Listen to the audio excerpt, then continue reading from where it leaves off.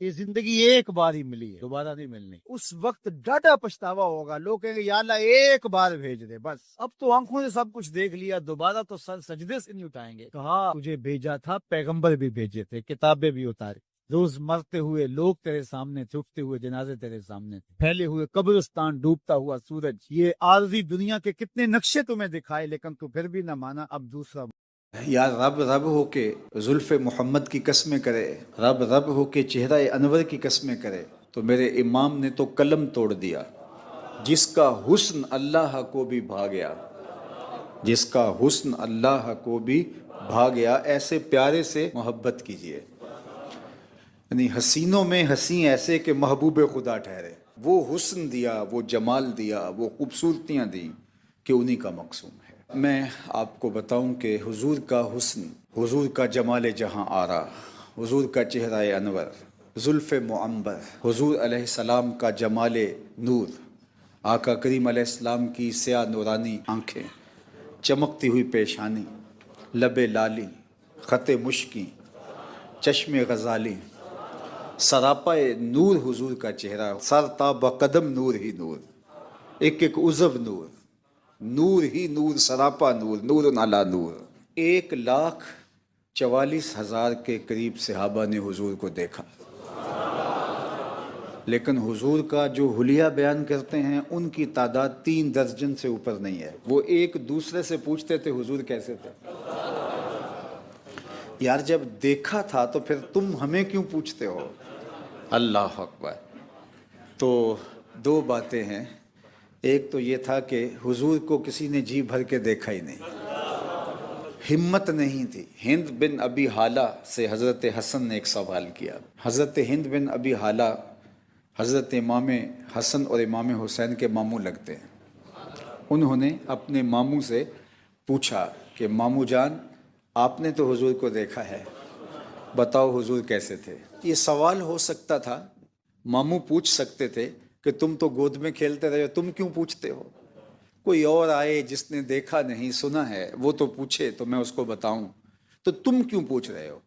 تو قبل اس سے کہ وہ یہ سوال کرتے، حضرت امام حسن رضی اللہ تعالی عنہ خود ہی بیان فرماتے ہیں کہ میں کیوں پوچھ رہا ہوں، دیکھا تو میں نے بھی ہے. وَأَنَا أَشْتَهِي أَن يَصِفَ لِي مِنْهَا شَيْئًا أَتَعَلَّقُ بِهِ. حضرت حسن کہتے ہیں کہ مجھے حضور کے دیدار کی بھوک لگی ہوئی ہے، میں پیاسا ہو گیا ہوں، میرا جی چاہتا ہے کہ پھر حضور کا تذکرہ، پھر حضور کی باتیں ہوں اور میری پیاس بجھ جائے. تو حضرت ہند بن ابی حالہ نے پھر حضور کا وصف بیان کیا. فخمن مفخمن، 2 لفظ بولے، فخمن مفخمن. حضور اپنی ذات کے اعتبار سے سونے تھے، شاندار تھے، باوقار تھے، خوبصورت تھے، روح پرور تھے. حضور کا حسن گہرا تھا، خوبصورتی اور حضور کا جمال دیکھنے والا تھا. ذات کے اعتبار سے حضور سونے تھے. مفخمن، کوئی دیکھتا تو پھر بھی سونے ہی لگتے تھے. یعنی حضور تھے بھی سونے، کوئی دیکھے تو پھر بھی سونے ہی لگتے ہیں. کچھ لوگ ہوتے ہیں کہ وہ خوبصورت تو ہوتے ہیں لیکن دکھنے میں خوبصورت دکھائی نہیں دیتے، اور کچھ لوگ ہوتے ہیں کہ وہ دکھنے میں تو بڑے اچھے لگتے ہیں لیکن کوئی حسن شناس ہو تو وہ کہتا ہے یار تمہیں پیارا لگتا ہے لیکن اس کے نقوش میں مسئلہ ہے، اس کے رنگ میں وہ چمک نہیں ہے. تو کچھ لوگ فی نفس سے ہی سونے ہوتے ہیں لیکن دکھائی سونے نہیں دیتے، ہوتے فی نفس سے ہی اچھے ہیں، خوبصورت ہیں. اور کچھ لوگ اتنے سونے نہیں ہوتے، تصویر اصل سے بہتر ہوتی ہے لیکن کیا خوب نقشہ کھینچا حضور کا. کان رسول اللہ صلی اللہ علیہ وآلہ وسلم فخمن مفخمن. حضور تھے بھی سونے اور دکھائی بھی سونے دیتے تھے.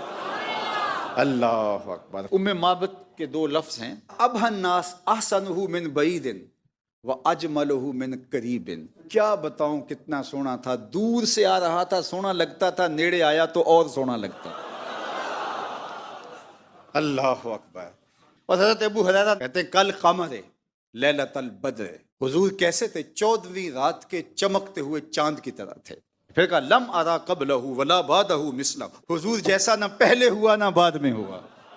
لیکن کسی کے خیال میں اگر آ جائے کہ ابو ہریرہ نے تو نہیں دیکھا تھا، نہ بعد والوں کو نہ پیچھے والوں کو، تو انہوں نے کیسے کہہ دیے؟ چلو اس سے پوچھ لیں جس نے پہلے بھی دیکھے تھے بعد والے بھی دیکھے تھے، وہ کون ہو سکتا ہے؟ وہ جبریل امین ہو سکتا ہے. بس جبریل سے پوچھا ایک دن, تم نے تو زمانے دیکھے ہیں, تم نے تو پیغمبر بھی دیکھے ہیں, تم نے تو حسین بھی دیکھے ہیں, مہجبی بھی دیکھے ہیں, پری پیکر بھی دیکھے ہیں, زہرہ نگار بھی دیکھے ہیں, تم بتاؤ تم نے بھی کوئی حضور جیسا دیکھا؟ اللہ اکبر. تو جبریل کیا بولے, کلب تو مشارق الارض و مغاربہا, میں نے مشرق بھی دیکھے ہیں, میں نے مغرب بھی دیکھے ہیں, شمال بھی دیکھے ہیں, جنوب بھی دیکھے ہیں, کائنات ارضی بھی دیکھی ہے, سماوی بھی دیکھی ہے, میں نے اگلے بھی دیکھے ہیں, پچھلے بھی دیکھے ہیں, لیکن مجھے خالق حسن محمد کی قسم محمد جیسا کوئی نہیں دیکھا, کوئی نہیں دیکھا. آفاق ہا گردیدام مہر بتاں ورزیدام بسیار خوباں دیدام ولیکن تو چیزیں دیگری. میں نے بڑے بڑے سونے دیکھے ہیں, بڑے بڑے مہجبین دیکھے ہیں, بڑے بڑے صاحب جمال دیکھے ہیں, لیکن تیرے خالق کی قسم تو چیزیں دیگری, تو کوئی اور ہی شے ہے, تیرا جمال کوئی اور ہی ہے. حسن جیدہ پانی پرے, حسن جیدہ عشق بھی غلامی کرے, حسن جیدہ پانی پرے عشق بھی غلامی کرے, چند سینہ چیر دے وے جدوں اشارہ کرے, جیڑا اونوں ویکھے پھرے دل نو سنبھالدا, لب کے لے آواں کتھوں سونا تیرے نال. زندگی کی مقصدیت کو بیان کرنا ہے. ہم اس دنیا پر کیوں بھیجے گئے ہیں, ہمارے آنے کا مقصد کیا ہے. کارخانہ قدرت میں کوئی ایک چیز بھی ایسی نہیں ہے کہ جو بے مقصد پیدا کی گئی ہو. اس کی تخلیق کا کوئی نہ کوئی مقصد ضرور ہے, اور جب تک وہ چیز اس مقصد کی تکمیل کرتی رہتی ہے تو اسے عزت دی جاتی ہے.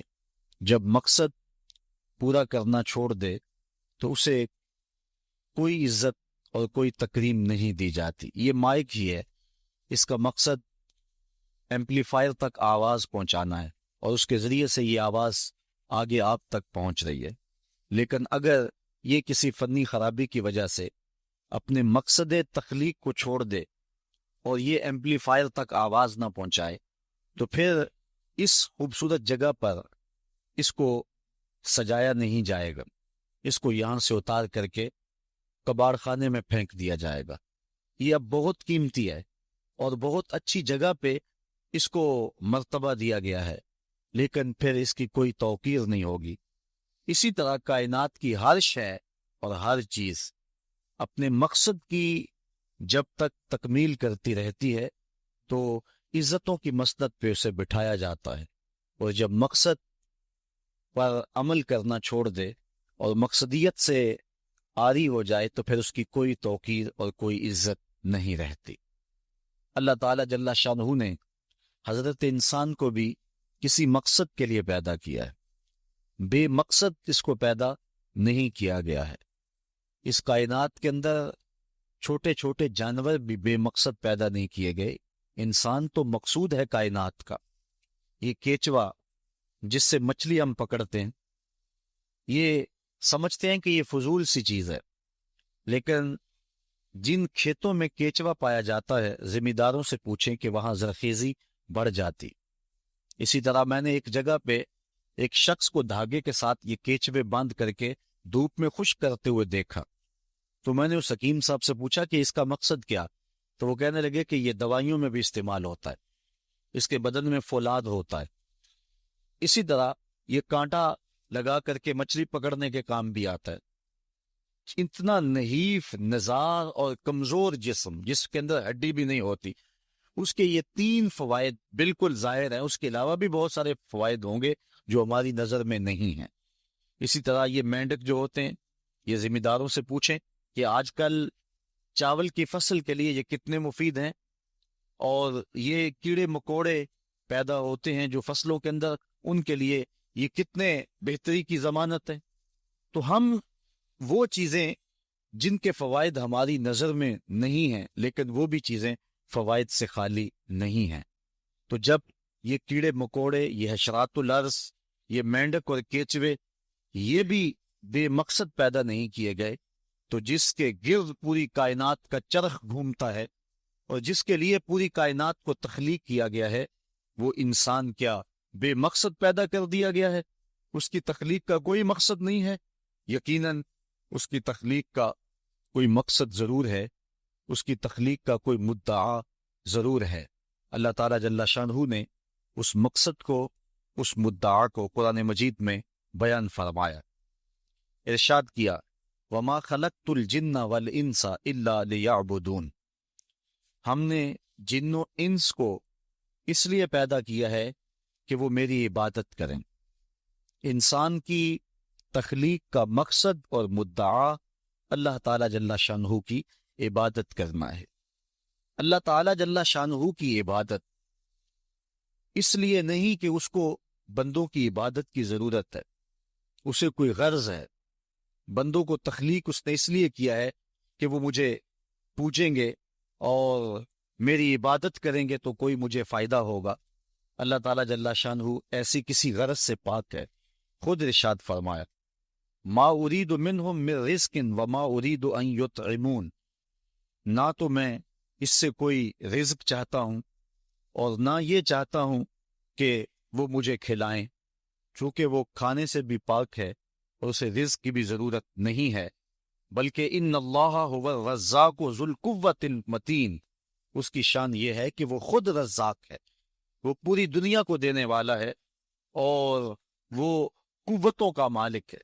وہ رب جو خود قوتوں کا مالک ہے، جو متین ہے، ذو قوہ ہے اور رزاق ہے، اس کو غرض کوئی نہیں ہے، تو پھر بندوں کو حکم کیوں کیا گیا کہ وہ اس کی عبادت کریں؟ اصل بندے کے لیے کمال یہ ہے کہ وہ بندگی میں رہے اور اس سے اس کے اخلاق رذیلہ ختم ہوں گے اور اس میں اخلاق حسنہ پیدا ہوں گے۔ اس لیے اس کو عبادت کا حکم دیا گیا تاکہ وہ اپنی زندگی کا جمال پا سکے۔ اگر وہ پوجا نہیں کرے گا، اللہ کی پرستش نہیں کرے گا، تو اللہ تعالیٰ جل شانہ کو کوئی فرق نہیں پڑتا۔ کائنات کی کوئی چیز نہیں ہے جو طوعاً اور کرہن اس کے حضور سجدہ ریز نہیں ہے، اس کی تسبیح نہیں بولتی۔ علماء نے لکھا کہ تمام درخت جو تم دیکھ رہے ہو یہ حالت قیام میں ہیں اور اللہ کی تسبیح بول رہے ہیں، اور درخت جب تک تسبیح بولتا رہتا ہے اپنے تنے پہ کھڑا رہتا ہے، اور جب تسبیح بولنا چھوڑ دیتا ہے تو کاٹ دیا جاتا ہے۔ جو درخت کاٹ دیا جائے سمجھ لو کہ اب تسبیح کا عمل اس سے موقوف ہو گیا تھا، اب اس کو کاٹ دیا گیا۔ تو سارے درخت حالت قیام میں ہیں، چوپائے حالت رکوع میں ہیں، مینڈک حالت تشہد میں ہیں، اور حشرات الارض کیڑے مکوڑے یہ حالت سجدہ میں ہیں۔ اللہ تعالیٰ نے انسان کو جو عبادت دی نماز کی صورت میں، وہ ان تمام صورتوں کی جامع ہے، ان تمام عبادات کی جامع ہے۔ درختوں کا قیام بھی ہے، چوپایوں کی طرح رکوع بھی ہے، مینڈک کی طرح تشہد اور قعدہ بھی ہے، اور حشرات الارض کی طرح سجدہ بھی ہے۔ اس لیے کہ یہ انسان خلاصہ کائنات ہے اور تمام مخلوقات کا مقصود ہے، اور پوری کائنات کا چرخ اس کے گرد گھومتا ہے، اس لیے اس کی عبادت بھی تمام مخلوقات کی عبادات کے جامع ہونی چاہیے۔ اس لیے اس کو نماز کا حکم دیا گیا، اور یہ حکم ایک بار نہیں دیا، قرآن مجید کے اندر متعدد مرتبہ اسے نماز کا حکم نامہ دیا گیا۔ اس شخص سے بڑا بد نصیب کوئی نہیں جو اللہ کی حضور جھکنا نہیں جانتا۔ صبح سے لے کر شام تک کس کس کو سیلوٹ کرتے ہیں، روٹی کے چند ٹکڑے اور نوالے کمانے کے لیے کس کس سے ہنس ہنس کے بولنا پڑتا ہے، اور کس کس کے سامنے جو ہے وہ حاضر ہونا پڑتا ہے۔ ایک اللہ کے حضور نہیں جھکا جاتا جو کہ رازق ہے اور حقیقی مالک ہے۔ اللہ تعالیٰ جل شانہ نے قرآن مجید میں ایک مقام پہ ارشاد فرمایا یا ایھا الناس اعبدوا ربکم الذی خلقکم، اے لوگو اللہ کی عبادت کرو۔ کیوں؟ ربکم، وہ تمہارا رب ہے۔ یا ایھا الناس اعبدوا ربکم، اپنے رب کی عبادت کرو، تمہاری تربیت کرنے والا ہے، تمہیں درجہ کمال تک پہنچانے والا ہے۔ یہاں صرف اہل ایمان کو حکم نہیں دیا گیا، یہاں پوری انسانیت کو اللہ کے حضور حاضر ہونے کا کہا گیا ہے، چونکہ وہ صرف اہل ایمان کا رب ہی نہیں ہے بلکہ وہ تمام کائنات کا رب ہے۔ سورۃ الفاتحہ اٹھائیں تو وہاں ارشاد ہوتا ہے الحمدللہ رب العالمین، تمام خوبیاں اللہ کے لیے جو تمام جہانوں کا پالنے والا ہے۔ وہاں رب المسلمین نہیں کہا کہ صرف وہ اہل اسلام کا رب ہے، وہ تمام جہانوں کا رب ہے، پوری کائنات کا رب ہے، ہر شخص کو اس کی ضرورت کے مطابق باہم پہنچا رہا ہے، جو اسے مانتا اسے بھی دیتا ہے، جو نہیں مانتا اسے بھی دیتا ہے۔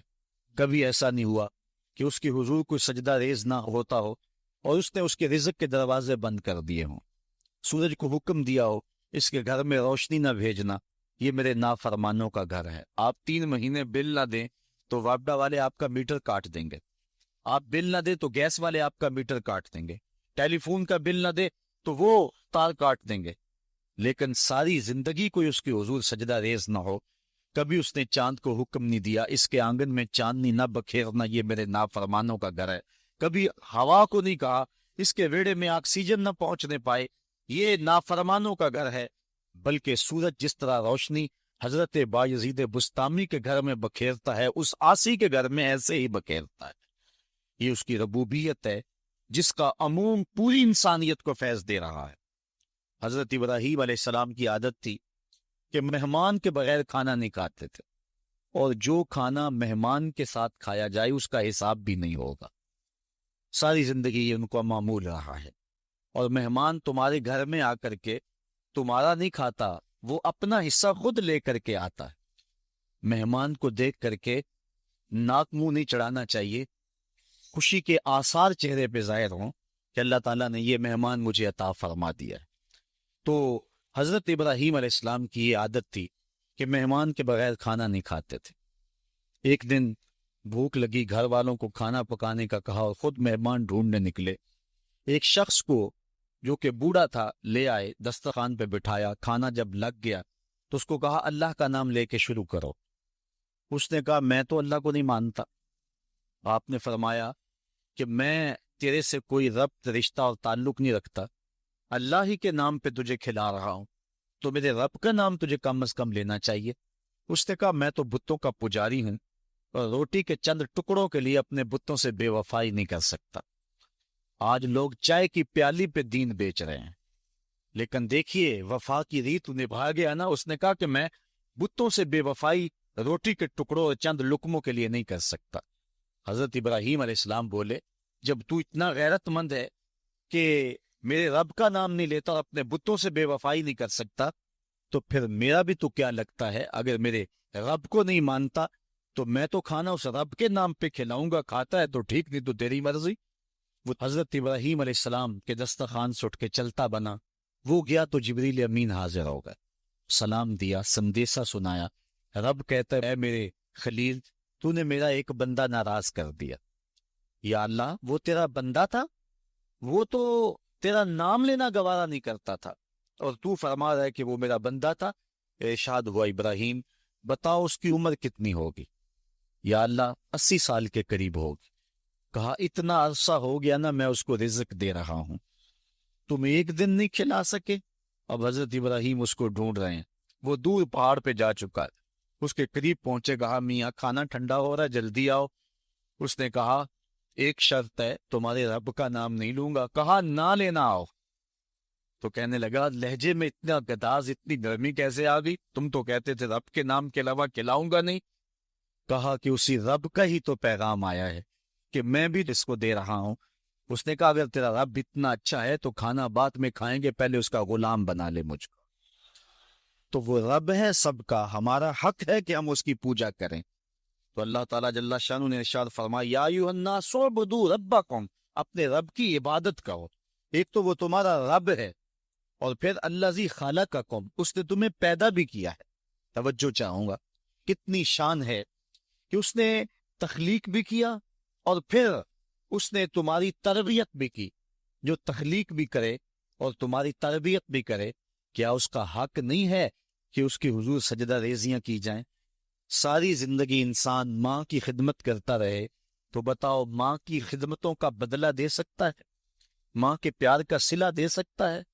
عرض کی گئی کہ میں اپنی ماں کو اپنے کندھوں پہ اٹھا کر کے حج کروایا ہے اور سائی اور کعبۃ اللہ کا طواف کرایا ہے، اور حالت یہ تھی کہ اگر چٹان کے اوپر گوشت کا ایک ٹکڑا ڈال دیا جاتا تو وہ بھی بھن کے کباب بن جاتا، اتنی گرمی کی شدت تھی۔ کیا میری ماں نے میری جو خدمت کی، میری کفالت کی، مجھے دودھ پلایا، مجھے جنم دیا، تو میں نے کیا ماں کی خدمتوں کا صلہ دے دیا ہے؟ تو جواب آیا تو نے ابھی اس کی ایک مسکراہٹ کا بدلہ بھی نہیں دیا۔ ماں جب ہنس کے دیکھتی ہے تو جنت کی ساری کلیاں کھل اٹھتی، اور بیٹے کی زندگی ماں کے اس ہنسنے سے جو ہے وہ عبادت ہوتی ہے۔ بیٹے کے لیے ماں کے جو جذبات ہیں، ماں کی جو کہانیاں ہیں، ماں کے سینے میں جو درد کے امٹتی ہوئی ایک کائنات ہے، اس کا کوئی بدل نہیں ہو سکتا۔ ساری زندگی ایک ٹانگ پہ کھڑا ہو کے بندہ ماں کی خدمت کرتا رہے، پھر بھی حق ادا نہیں ہوگا۔ ماں ماں ہوتی ہے، اللہ تعالیٰ جل شانہ نے اس کو وہ درجے عطا فرمائے۔ بیٹے کے ساتھ جو پیار ماں کرتی ہے، بھلا کوئی کر سکتا ہے؟ کوئی اتنی محبت دے سکتا ہے جتنی ماں محبت دیتی ہے؟ ساری زندگی بھی انسان ان محبتوں کا بدل دینا چاہے تو نہیں دے سکتا، چونکہ ماں کے پیار کا کنارہ ہی کوئی نہیں۔ ماں کی محبت کی گہرائی اور گہرائی کو کوئی ناپ ہی نہیں سکتا۔ سمندر کے پاتال تک تو شاید کوئی پہنچ گیا ہو، لیکن ماں کے پیار کا کنارہ آج تک کسی کو نہیں ملا۔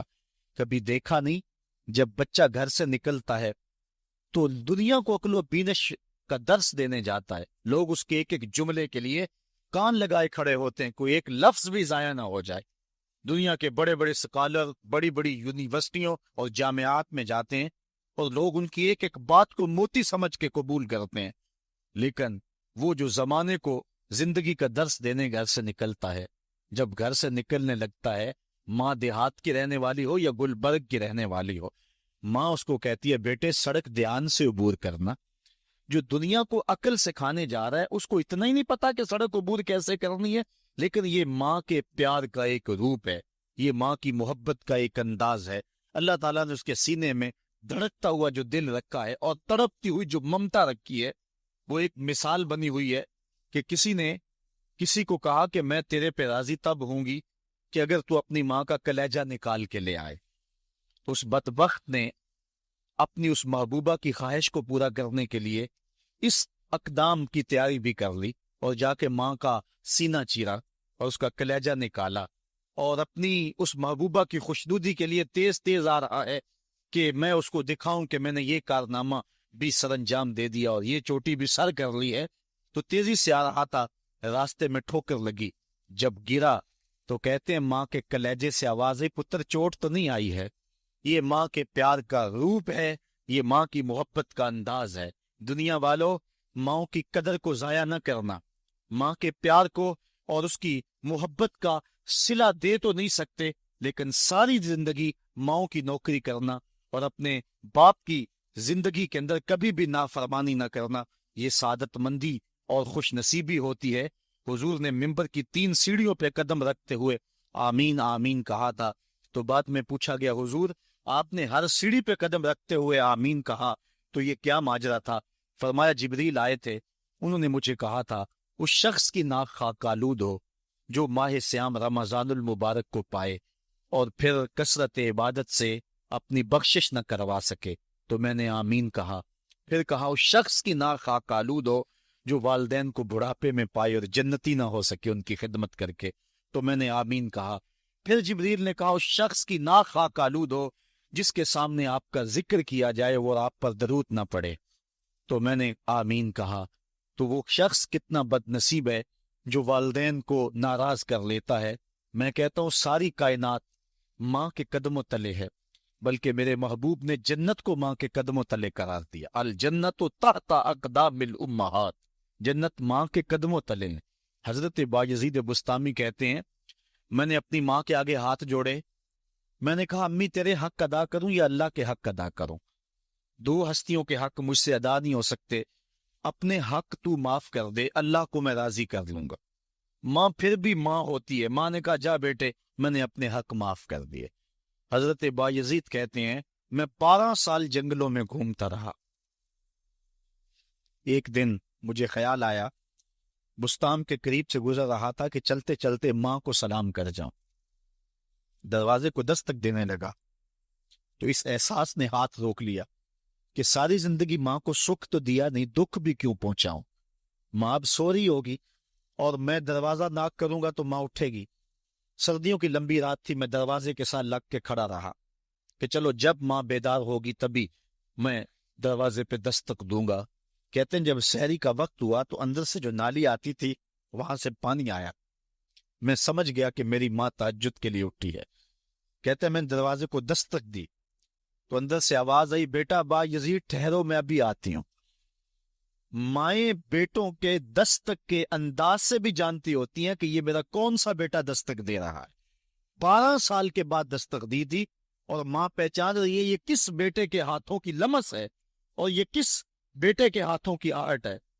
बार्सिलोना के एयरपोर्ट पे खड़ा था, फ्लाइट अभी लेट थी और वहां कोई हम जुबान मिल जाए तो गनीमत होता है। तो मुझे एक समत ऐसे महसूस हुआ कि जिस तरह कोई मुंह बोली पंजाबी में बात कर रहा है। मैं उठ के उधर लुढ़क गया तो देखा कि वहां कुछ लोग पंजाबी में आपस में गुफ्तगू कर रहे थे। मैं उनके पास जाके बैठ गया तो वो इंडिया के लोग थे। मैंने पूछा कि आप, तो कहने लगे कि ये हमारा दोस्त है, इसको हम अलविदा करने आए हैं। तो मैं उनके पास बैठ के गुफ्तगू शनीद शुरू कर दी। तो वो शख्स कहने लगा कि मुझे 27 साल 3 माह हो गए हैं, मैं इंडिया से आया था लेकिन यहाँ ऐसे मसाइल बनते गए कि मैं जा नहीं सका। उस वक़्त मेरा लड़कपन का ज़माना था और अब मेरे बाल भी सफ़ेद हो रहे हैं, तो मैं 27 साल 3 माह के बाद जा रहा हूँ। और उसने साथ कहा कि पता नहीं मेरे घर वाले मुझे पहचानते भी हैं या कि नहीं। तो मैंने कहा मियाँ, और कोई पहचाने ना पहचाने, माँ तेरे कदमों की आहट से पहचानेंगी कि ये मेरे बेटे के कदमों की आवाज है। ये माँ के प्यार का रूप है। तो बंदा सारी जिंदगी खिदमत भी करता रहे, माँ ने प्यार इतना कर दिया होता है, माँ ने मोहब्बत इतनी दे दी होती है कि उस प्यार का बदल इंसान जो है नहीं दे सकता।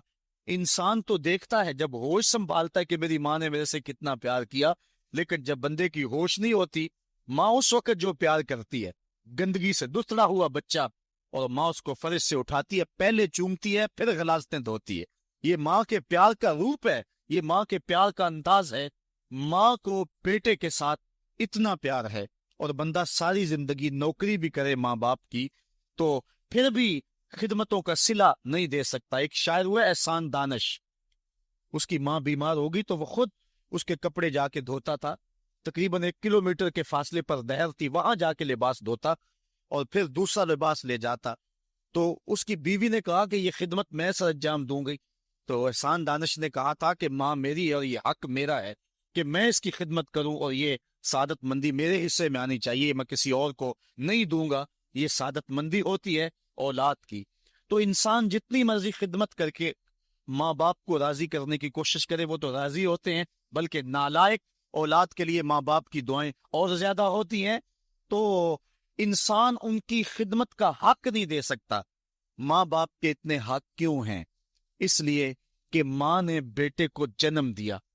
इस पे मैं आपकी तवज्जो चाहूंगा और आज की इस गुफ्तगू का इसको नुक्ताए उरूज भी समझ लीजिएगा कि माँ इतना प्यार करती है कि जिसका किसी तराजू पे तोल नहीं हो सकता, और उसके प्यार का सिला बदला सारी जिंदगी खिदमत में भी गुजार दें फिर भी नहीं दिया जा सकता।